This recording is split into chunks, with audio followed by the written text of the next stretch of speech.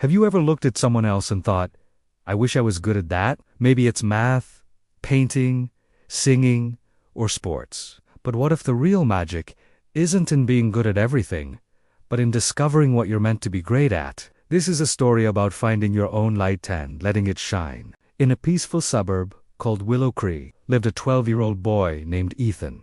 Ethan was full of energy, laughter, and curiosity. He loved being outdoors, and above all, he loved playing soccer. Every afternoon, after school, Ethan would rush to the local park where he'd practice his shots, dribbles, and passes until the sun dipped below the trees. But something had been bothering him lately. One afternoon, Ethan came home, tossed his backpack on the floor, and sank into the couch, unusually quiet. His dad, Mr. Carter, noticed right away.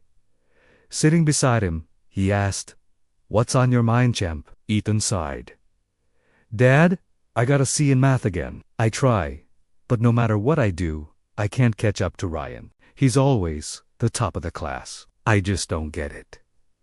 Mr. Carter got up, grabbed 2 glasses of lemonade, and motioned Ethan to join him in the backyard garden. It was their quiet place, filled with soft grass and the rustling sounds of trees. "Ethan," he said gently, "today you learned something more valuable than math, and I want to teach you 3 lessons from this. But not by talking, by doing.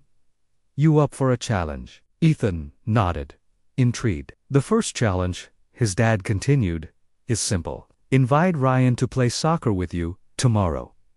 The next day, after school, Ethan nervously walked up to Ryan and said, "Hey, want to play a game of soccer at the park?" Ryan hesitated, but agreed. That afternoon, they played. Ethan, who had been training daily, weaved through defenders and scored goal after goal. Ryan tried his best but kept fumbling the ball and missing pass. After the game, both boys high-fived and laughed. But it was clear who had the edge. That evening, Ethan ran to his dad, excited. "We played. And Dad, I crushed it." Ryan could barely keep up. Mr. Carter smiled. "And that, Ethan, is your first lesson. Everyone has their thing. Yours is soccer. Ryan's is math. You don't have to be good at everything. You just need to discover what you love and give it your all." Ethan nodded thoughtfully. "What's the second challenge, Dad?" "Tomorrow," his dad said, "watch Ryan at school. Pay attention to what he does with numbers." The following day, Ethan observed Ryan closely. He saw how Ryan solved problems before the teacher even finished asking them, how he helped others during group work, and even counted steps between classrooms for fun. That evening, Ethan reported back, wide-eyed. "Dad, Ryan does math like I play soccer all the time." "Exactly," Mr. Carter said. "That's the second lesson. Greatness doesn't come from talent alone. It comes from love and practice. Ryan is great at math because he enjoys it, and he practices it daily, just like you with soccer." Ethan grinned, beginning to understand. "All right, Dad. What's the final challenge?"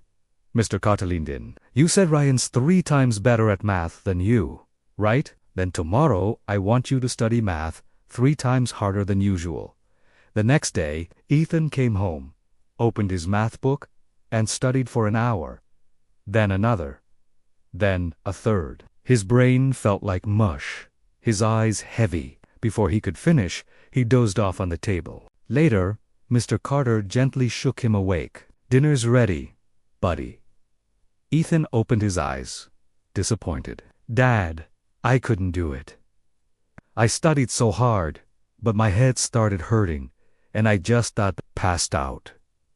His father smiled, placed a hand on his shoulder, and said, "And that, my son, is the third and most important lesson. If you chase something you don't enjoy, discipline feels like punishment. But when you love what you do, discipline becomes passion. That's why you never get tired of soccer."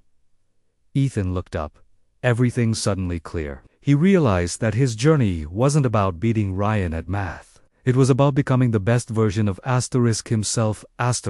He didn't need to be Ryan.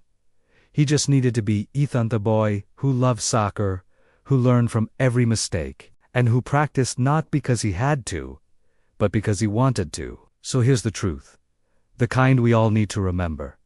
Success isn't about being perfect in everything. It's about finding what makes your heart race, what makes you come alive, and then showing up for it every single day. Because in the end, the world doesn't need more perfect people. It needs more people who dare to be themselves.